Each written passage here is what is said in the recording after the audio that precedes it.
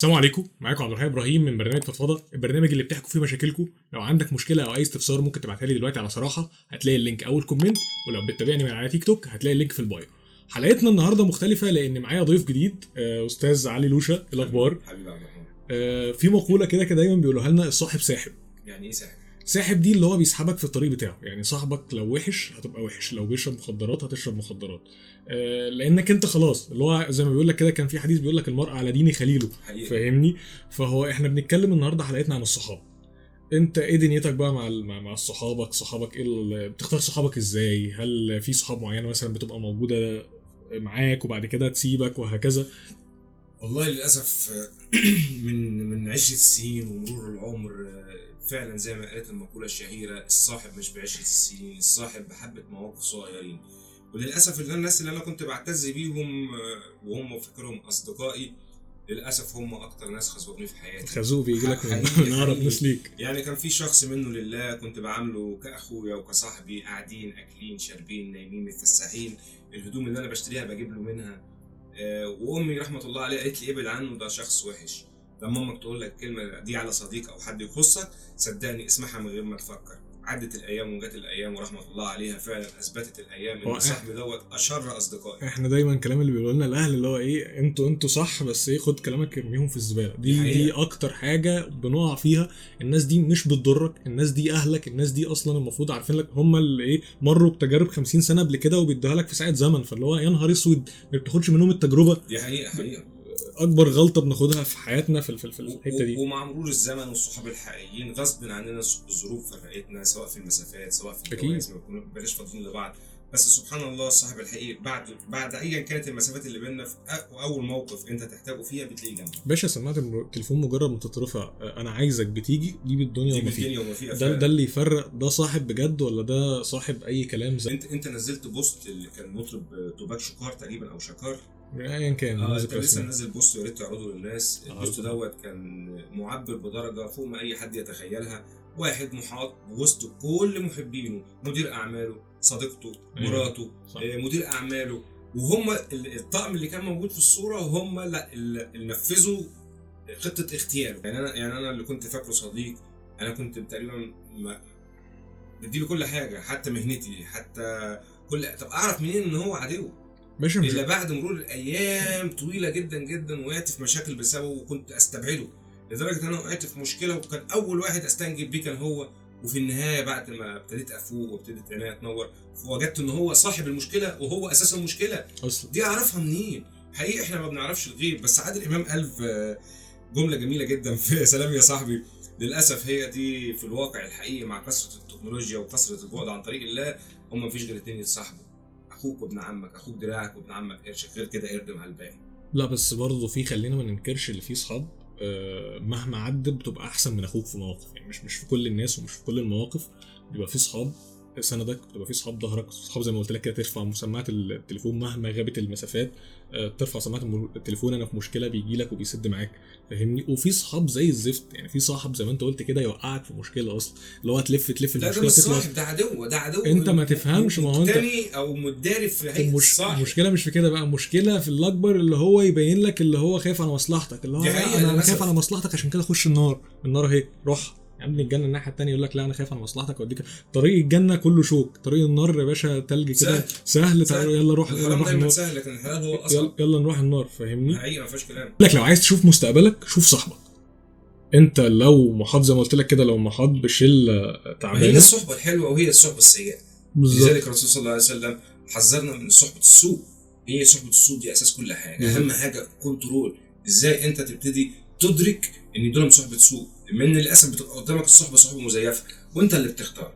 مشكلتنا يا عبد الرحمن الحقيقيه ان كان في يوم من الايام قائد جيوش قائد جيوش المسلمين تحت امرته رسول الله صلى الله عليه وسلم، سيدنا ابو بكر الصديق، سيدنا عمر بن الخطاب، كان عنده 16 سنه.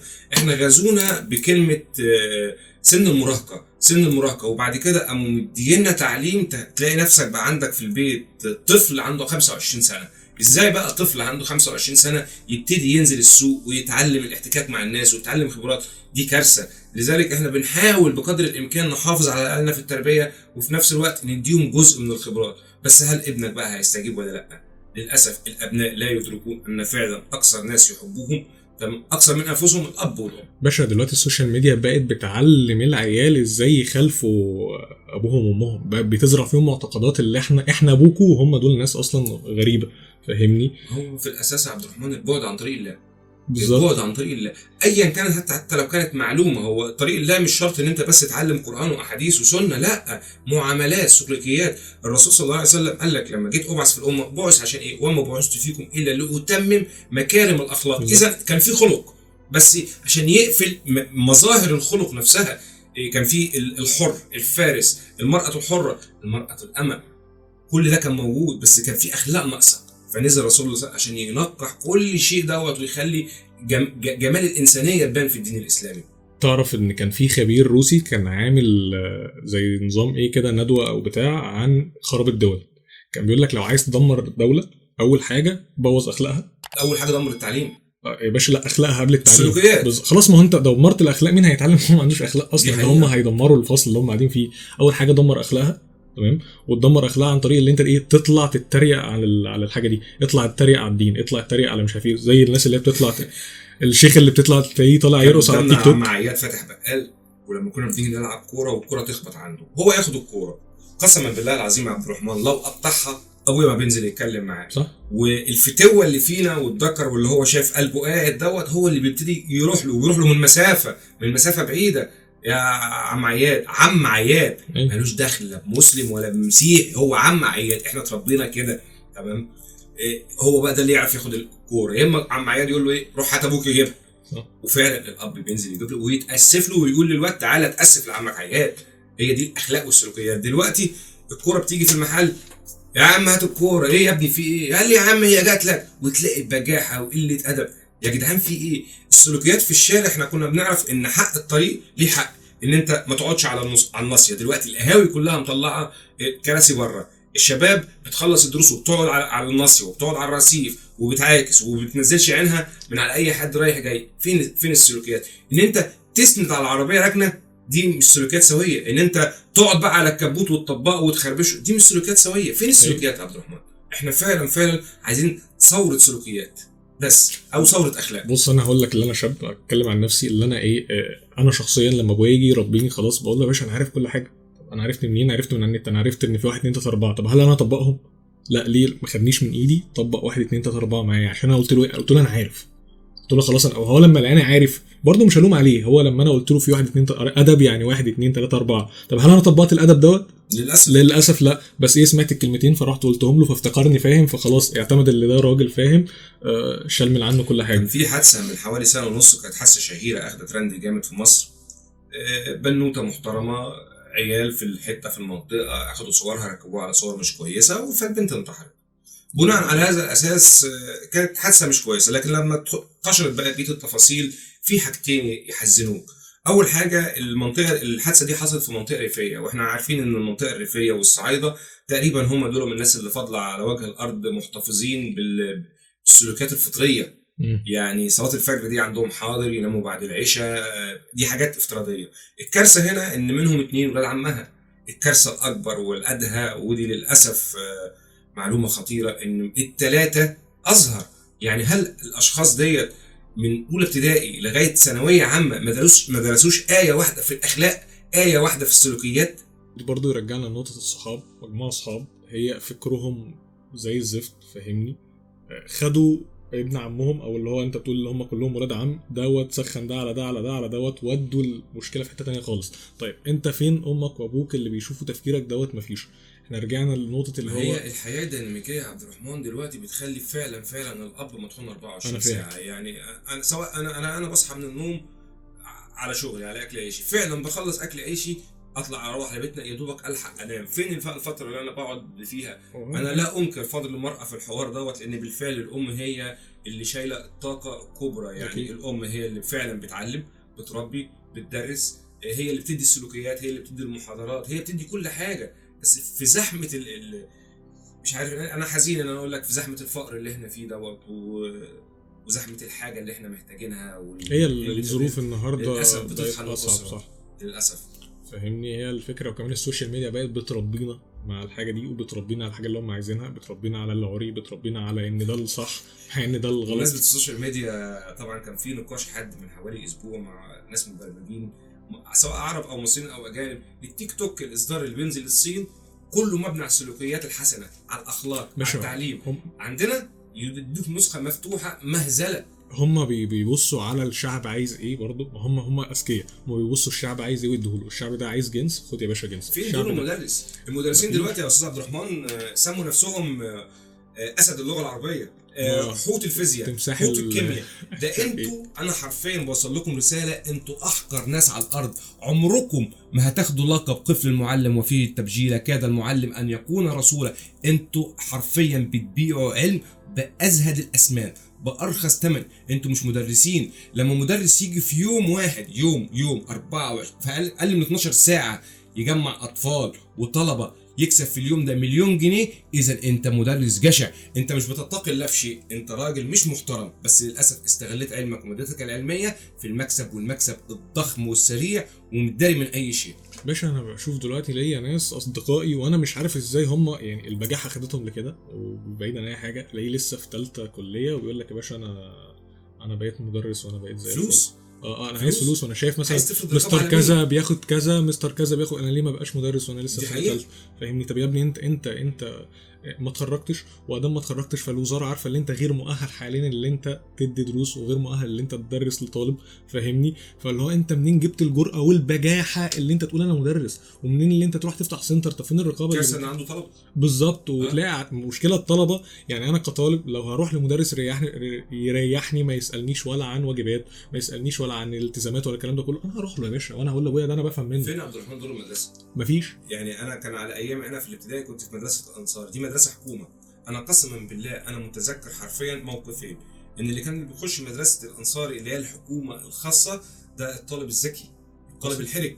لكن اللي يخش مدرسه سيمن، مش عايز اذكر اسامي المدارس تاني بقى عشان دي مدارس خاصه، بيخشها الطالب محدود الذكاء. دي رقم واحد. تاني حاجه بذكر استاذ رمضان رحمه الله عليه، ايا كان حي او ميت. انا فاكر ان انا رحت له مره عشان اخد مجموعه تقويه، فقال لي خد تعالى انت ابن فلان؟ قلت له اه. قال لي انت ابوك عارف ان انت جاي تاخد درس؟ قلت له اه. قال لي امشي يا ولد، انا هقول لابوك ان انت مستواك حلو مش محتاج مجموعه. بص ده مدرس رفض ان انا اروح اخد عنده مجموعه. التاني اصلا لو ما خدتش عنده درس يقول لك يا باشا صفر. انا التعليم انتهى بالنسبه لي في ثانيه اعدادي. انا كنت بحب ماده الانجليزي جدا جدا. انتهى كان بيدينا استاذ عادل، ايا كان الاستاذ عادل هيسمع الفيديو او لا، وكانت اللحيه لغايه هنا. اخدنا علقه في اجازه نص السنه عشان ما عملناش الواجب. فانا رحت جنبه قلت له يا استاذ عادل انا عايز اخد درس. قال لي خلاص حضر لي مجموعه، وحرفيا بديله الكراسه وكانت فاضيه مش مكتوب فيها كلمه. مشاني وضرب زمايلي. فبعدها اخطات عشان انا ما عملتش مجموعه، قام متلكك لي وضرب لي. من ساعتها التعليم بالنسبه لي انتهى. كنت في سنه من السنين المية مش هينفع اقولها يعني، تمام. كنت ما بحضرش خالص في المدرسه، ما بشوفش المدرسه نهائي، تمام. بس باخد درس، وباخد درس بمبدا ازاي اللي انا ما بروحش خالص، وباجي اخر كل شهر ادفع الفلوس الدرس وما بحضرش الدرس. حلو جدا. كان في واحد صاحبنا هو الوحيد اللي في المجموعه كلها ما بياخدش درس، هو الوحيد، وعلى شرط هو الوحيد اللي كان بيحضر. يعني مثلا احنا كنا مقسمينها في المدرسه كل مجموعه بتيجي تحضر اسبوع، ده اللي كان بيحضر في المجاميع كلها، وده كان بشهادتنا كلنا، ده الشاطر اللي كنا بنغش منه في الامتحان. كان اللجنه تبقى مقفوله كده، ده اللي كان شاطر بنغش منه في الامتحان. قسما بالله ده الوحيد اللي شال الماده واحنا كلنا اللي نجحنا. ارزاق انا في فلوس خلاص يشيل باشا. ازاي ده يشيل؟ اخش في اسئله بيقول لك ايه افضل طريقه عشان تتعرف على اصحاب جدد من وجهه نظرك؟ الزمن والوقت. الزمن والوقت. الصديق زي الحب، ما ينفعش تدور عليه، هو بيجي بالوقت والعشره بس. والوقت كفيل انه يكشف لك اي شيء. اهم حاجه تبقى حذر. المشكله كلها ان الصاحب بيبقى اكتر واحد انت ظهرك مكشوف عليه، عارفك وعارف نقطه ضعفك، ودخل بيتك احيانا واكل عيش وملح معاك وعارف كل تفصيله عنك، وفي الاخر ازاي بقى تحمي نفسك بعد كده من صديق اصبح عدو وهو لازال صديق؟ هي دي المشكله. الفكره انت ظهرك مكشوف. انت لو ظهرك اتكشف للزمن خلاص انت خدت السهم، فاهم؟ ما فيهاش كلام. بالظبط، انطلق معاك. السؤال التاني بيقول لك ايه الصفات اللي بتدور عليها في الصديق المقرب؟ الاخلاص والوفاء، دي اهم حاجه. مفيش اي حاجه تانية. انا عاوز اكتر من كده صح. كان في قصه جميله جدا، 2 اصدقاء ماشيين طالعين رحله سفاري، فصديق اتخانق مع صديقه فقام ضربه بالقلم. التاني زعل قام كتب على الرمله صديقي ضربني. صح. ماشيين شويه تمام، صديقه زقه من فوق صخره، قام كتب على الرمله صديقي زقني من على الرمله. بعد كده نزلوا يعوموا في البحر، فصاحبه غرق، فصديقه التاني اللي كان بيضربه انقذه، فطلع كتب على الصخر لقد انقذني صديق عمري. فقال له انت ليه كتبت دي على الصخر؟ قال له عشان ده الوفاء اللي بينا، هي دي السلوكيات اللي بينا، هي دي الاخلاق اللي المفروض الجيل اللي جاي يعرف يعني ايه معنى وفاء وصداقه.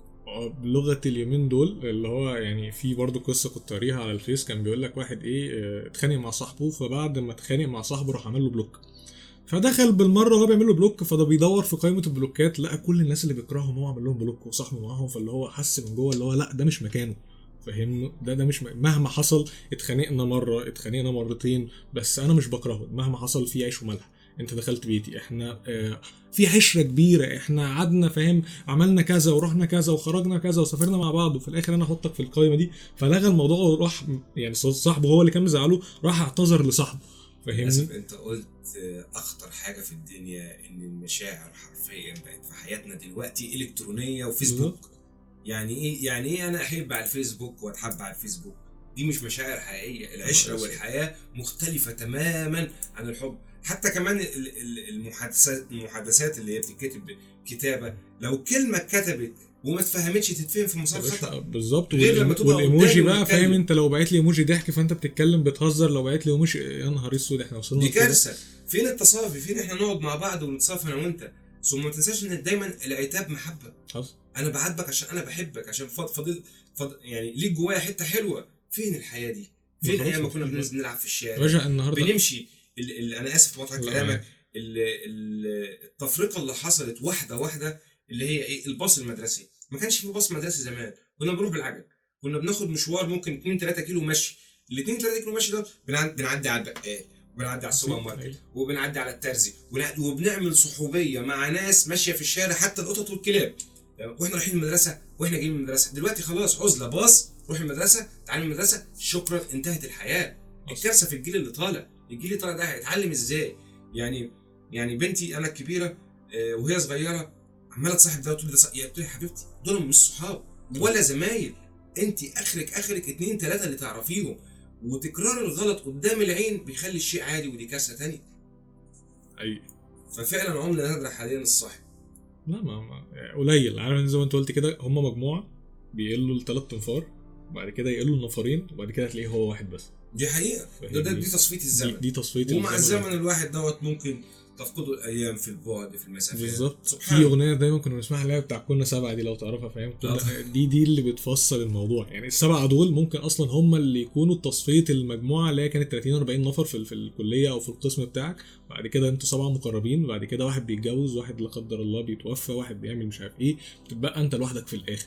انت لوحدك اللي هتشيلك رجلك، انت لوحدك اللي هتواجه كل حاجه في الحياه، انت لوحدك اللي هتعمل كل حاجه، فما تعتمدش على حد، اعتمد على نفسك. دي نقطه برضو لازم نوضحها للناس. في ناس كتير بقى بتبقى ايه معتمده، انا صاحبي كذا فانا ايه خلاص انا رميت حياتي كلها عليه. واحد تاني بيقول لك انا صاحبي كذا فانا رميت حياتي عليه. لا يا باشا، انت مش هتشيلك غير رجلك. دي نقطه لازم تبقى عارفها. يعني معلش في الكلمه صاحبك مهما قلنا عن الصحاب وكده، لما تيجي تتعب يومين 3 بلاش تتعب يومين 3 لا قدر الله تعجز في البيت، فاهمني؟ مش هينزل يشتغل مكانك ويصرف على نفسك ولا يصرف عليه. شالك يوم، شالك 2، شالك 3، انت اللي هتشيل نفسك، فاهمني؟ لان في ناس بتبقى مشاعرها غلبها قوي. انا اعرف واحد صاحبي مشاعره غلبها قوي، يا باشا ده صاحبي ما يتفرقش عني. لا يا باشا هيسيبك، فاهمني؟ بيقول لك يا باشا ده صاحبي ومش يا باشا هو ده المخلص. ما تنساش الحادثه اللي حصلت من حوالي شهرين في اللي هو صديق عمره، وكان مستأمنه على كل شيء، وكان عارف مكان الفلوس اللي هو بيحوش فيها فلوس جوازه، هو الوحيد اللي سرقه. وبص تعب طوب الارض، واخر واحد كان يفكر فيه صاحبه، لغايه ما قلنا له اصفى يعني فكر كده بره الصندوق، مين يعرف مكان الفلوس دي؟ قال فلان وفلان.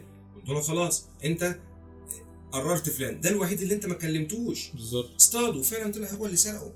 بس انا عايز اقول لك هو ده مش اخلاص، ده انا شايف اللي هي سذاجه.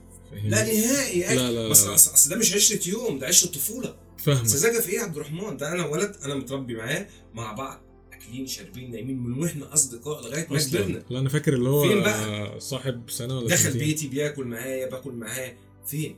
ايوه انا مش عايز اذكر التفاصيل لان التفاصيل حرفيا حاجه تحزن. فهو الوحيد اللي سرقه، والواد ما استحملش، يعني رحمه الله عليه يا اخي، ما استحملش اللي حصل، دخل نام رحمه الله عليه. انت تخيل انت الضغط يرتفع وانت نايم وتقابل وجه كريم.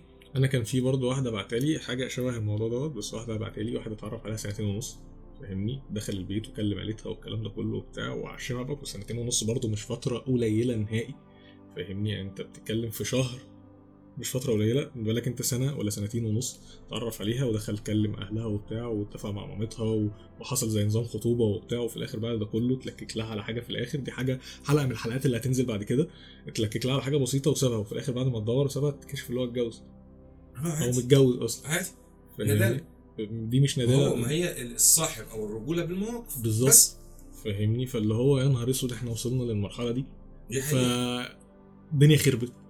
امن على نفسك، اللي هو انت امن على نفسك. انت في الفتره دي خلاص اللي عملته عمل، عارف انت اللي بيقول لك اللي جاب اللي صاحب.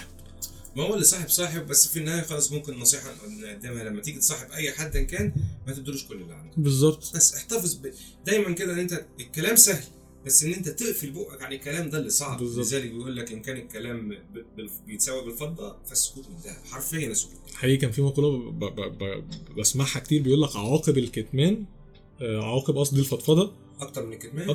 طبعا الكلام زي الرصاصه لو خرجت ما بترجعش. بالظبط، خلاص الموضوع الكارثه بقى لو هو عارف اسرارك وبيستغلها وانت ما تعرفش، دي مصيبه سودة، دي مصيبه سودة فعلا. بالظبط. خش على السؤال التاني. بيقول لك ايه الفرق بين الصداقه والعلاقات الرومانسيه؟ ما هي العلاقات الرومانسيه بتبقى بين واحد وواحده بالظبط، لكن الصداقه ما بين شخصين بنفس الجنس. بس ممكن يكون في واحد وواحده ما بينهم علاقه صداقه، في واحد وواحده ممكن يكونوا بيحبوا بعض.